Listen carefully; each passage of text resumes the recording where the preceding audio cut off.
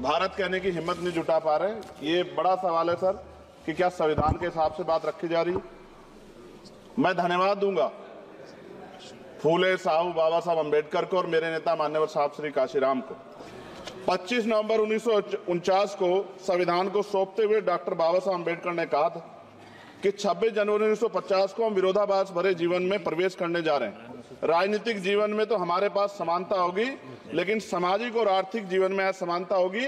क्या ये चुनौती आज 73 साल बाद दूर हुई है? भारत ने 26 जनवरी 1950 को संविधान लागू होने के साथ खुद को एक संप्रभु लोकतांत्रिक और गणतांत्रिक राज्य होने का ऐलान किया।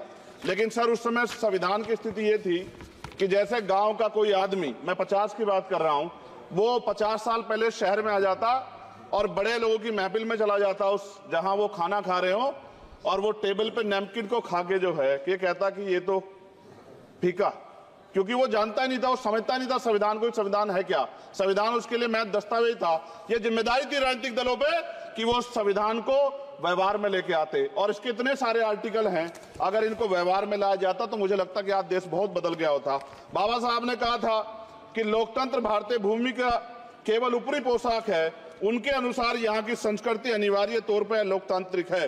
भारत जैसे गरीब और गैर बराबरी वाले देश में संविधान के जरिए छुआछूत खत्म करना, वंचितों के लिए सकारात्मक उपाय करना, सभी वयस्कों के लिए मतदान का अधिकार देना और सबके लिए सम्मान अधिकार तय करना, ये बहुत बड़ी उपलब्धि थी।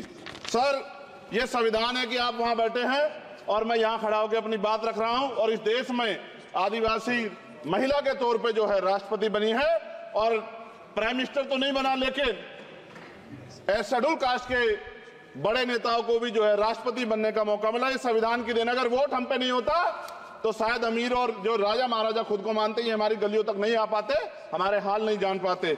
आजादी का मतलब सर सिर्फ अधिकार पाना भर नहीं है, इसके लिए हमारे संविधान में सरकार और नागरिकों के अधिकारों के साथ साथ उनके कर्तव्यों का विस्तार से उल्लेख किया गया है। बाबा साहब ने संविधान सभा में दिए गए भाषण में कहा था कि स्वतंत्रता आनंद का विषय है, पर अब हमें अपनी जिम्मेदारियों पर भी ध्यान देना होगा। संविधान ने सुनिश्चित किया कि रानी के पेट से राजा जन्म नहीं लेगा, वोट से नेता तैयार होगा। आर्थिक बराबरी के लिए सरकार क्या कर रही है? गरीब और गरीब हो रहा है और अमीर हो रहा है। सुबह उठते कहीं बम की धमकी मिलती, कहीं दंगे की। ये अमृत काल है सर, यह धमकी काल है। कितना बढ़ रहा है आर्टिकल 15 सर। भारत में आज भी घोड़ी चढ़ने बैठते होती है सर। क्या दलितों को यहाँ भी बोलने का नहीं सर? अगर सबको 4 मिनट दे दो, ये भेदभाव नहीं चलेगा दलितों के साथ। Time is 4 minute, don't waste. भाई सर आप क्या करो, अगर सबको 4 मिनट दिए तो आप मना करो, मैं बंद कर देता हूँ उसको। क्या दलितों को सबसे आखिरी में नंबर मिलेगा और बोलने का मौका मिलेगा? क्या मजाक कर रहे हैं सर आप? नो, ये all independent people are having only 4 minutes. You take sir. Independent में अपनी पार्टी का मेंबर हूँ सर, और जीत के आया हूँ सर, किसी की दया में नहीं आया। Take 1 minute and finish sir. कल भी बोले एक दलीय पार्टी के लोग, आप मौका दो सर। मूछे रखने पर हत्या होती है, महिलाओं पे, छोटे मासूम बच्चों पर रेप हिंसा होती है। एनसीआरबी का डाटा देकर डर लगेगा। यही 1 किलोमीटर में संविधान को जला गया, और महाराष्ट्र के परभनी में अभी भी संविधान को नष्ट किया गया, उसकी कॉपी को। आर्टिकल 25-26 में संविधान में सभी को धार्मिक आजादी। कहाँ है दलितों की, मुसलमानों की, जैनों की, बौद्धों की, ईसाइयों की? छत्तीसगढ़ में सतनामी समाज को संविधान की अपनी धार्मिक आजादी के आधार पर जो है उनको अपमानित करके जेल में बंद कर दिया। संभल, अजमेर, अयोध्या सब इसका उदाहरण है। ये सरकार आलोचना डरती है। कितने लोग जेल में बंद है? मिरान हैदर, खालिद सैफी, उमर खालिद खान, सिफा खान, गुलफ्शा फातिमा और आजम खान साहब राजनीतिक विरोध में बंद है। सरकार यहाँ बैठी है, सरकार सामाजिक न्याय की बात करती है। बताए कितने दलित मुख्यमंत्री बना रखे हैं आपने? 13 ज्यादा सरकार स्टेट में सरकार है। कितनी महिला मुख्यमंत्री है? आपकी सरकार ने सुप्रीम कोर्ट के आदेश के बाद रिजर्वेशन प्रमोशन में जारी नहीं किया, और ओबीसी को पॉलिटिकल रिजर्वेशन आप देंगे नहीं देंगे, आप बताने का काम करें।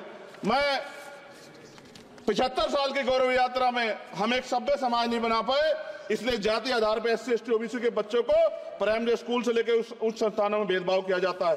सरकार निरंकुश हो गई, कोई बुलडोजर से कार्रवाई करता है। कल मंत्री जी ने कहा हमने राष्ट्रीय पिछड़ा वर्ग आयोग बनाया, 69 शिक्षक भर्ती में उसकी सिफारिशों को नहीं माना। EWS के जरिए आपने संविधान पे आरक्षण के प्रावधान पे हमला किया। 1 मिनट में खत्म कर रहा हूं सर।